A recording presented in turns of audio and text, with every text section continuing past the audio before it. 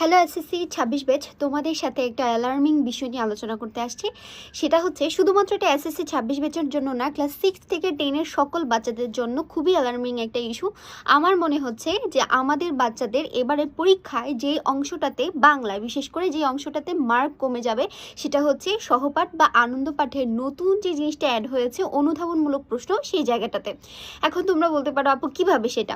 তো দেখো, আগে কিন্তু আমরা এমসিকিউ সহপাঠ থেকে উত্তর করতাম, তারপরে হচ্ছে সৃজনশীল প্রশ্ন উত্তর করতাম। সো আমরা অনেক ডিটেলসে এই জিনিসগুলো পড়তাম, কিন্তু এখন অনুধাবনমূলক প্রশ্ন হওয়ার কারণে আমার মনে হয় যে অনেকে এটা ভাবতেছে যে বানায় বানায় লিখে ফেললে মনে হয় নাম্বার পেয়ে যাবো, কিন্তু বিশ্বাস করো যে এই অনুধাবনমূলক যে পার্টটা আছে, আমার মনে হচ্ছে সৃজনশীলের সবচেয়ে বেশি স্টুডেন্টরা এই জায়গাটা মার্ক হারিয়ে ফেলবে। কারণ সহপাঠ বা আনন্দ পাঠে যে কোশ্চেন প্যাটার্নটা দেওয়া আছে, এখানে হচ্ছে 2 সেট প্রশ্ন থাকবে 20 নম্বরের।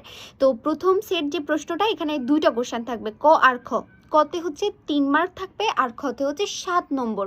একবার চিন্তা করে দেখো তো, 7 নম্বরের জন্য তুমি একটা গল্প থেকে বা সহপাঠের একটা টপিক থেকে কী বা এমন লিখতে পারবে? তো এক্ষেত্রে কিছু স্ট্র্যাটেজি ফলো করতে হবে তোমাদেরকে। যে ধরো 3 নম্বর প্রশ্নের জন্য প্রথমে হয়তো এরকম একটা সেন্টেন্স দিয়ে দিবে যে এটার অর্থ আসলে কি বোঝাচ্ছে, সেটা তুমি কি অনুধাবন করতেছো সেটা নিয়ে তুমি বলো। তো এটা আমরা নর্মালি সৃজনশীলের খ নম্বর প্রশ্ন যেরকম লিখি, এরকমভাবে লিখলে এনাফ, ঠিক আছে? প্রথমে জ্ঞানমূলক একটা প্রশ্ন দিয়ে উত্তর করে দিবা, তারপর নিজের মতো করে কিছু লাইন, 5-6 লাইন লিখে ফেলবা। আমার মনে হয় তাতেই এনাফ। এখন এই 7 নম্বর প্রশ্নটাকে নিয়ে আসলে কি করব? 7 নম্বর প্রশ্নটাতে এমন একটা কোশ্চেন করা থাকে যেটা তোমার পুরো গল্পটাকে রিপ্রেজেন্ট করতেছে।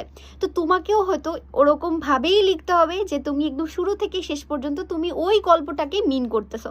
তো এই জায়গার মধ্যে সিকোয়েন্স মেনটেন করা খুবই জরুরি। হয়তো এরকম বলবে, এই শব্দটা দ্বারা আসলে তুমি কি বোঝাচ্ছ, তোমার সহপাঠের অমুক গল্প অনুসারে তুমি ব্যাখ্যা করো, বা এই বাক্যটা দ্বারা আসলে লেখক বুঝাতে চাইছে যে পুরো গল্পটার মূল কথা। এখন তুমি কি এটার সাথে একমত?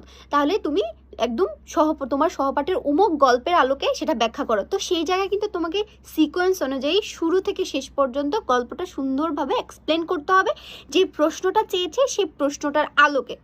তো এই জিনিসগুলো যদি আমরা একটু ফলো করি, 7 নম্বরের জন্য বিশাল কিছু লেখার দরকার নাই। এভাবে একটু ধাপে ধাপে যদি আমরা ফলো করে লিখতে পারি, আমার মনে হয় এই জায়গায় আমরা একটা ভালো মার্ক পেতে পারি। কিন্তু যদি এখানে আমরা হেলাফেলা করি, আমার মনে হচ্ছে আমাদের শিক্ষার্থীরা যারা বিশেষ করে এসএসসি 26 ব্যাচ, তোমরা 1971-এর যে প্রশ্নগুলো আছে সেই প্রশ্নগুলো একটু ভালোভাবে অবশ্যই দেখবা।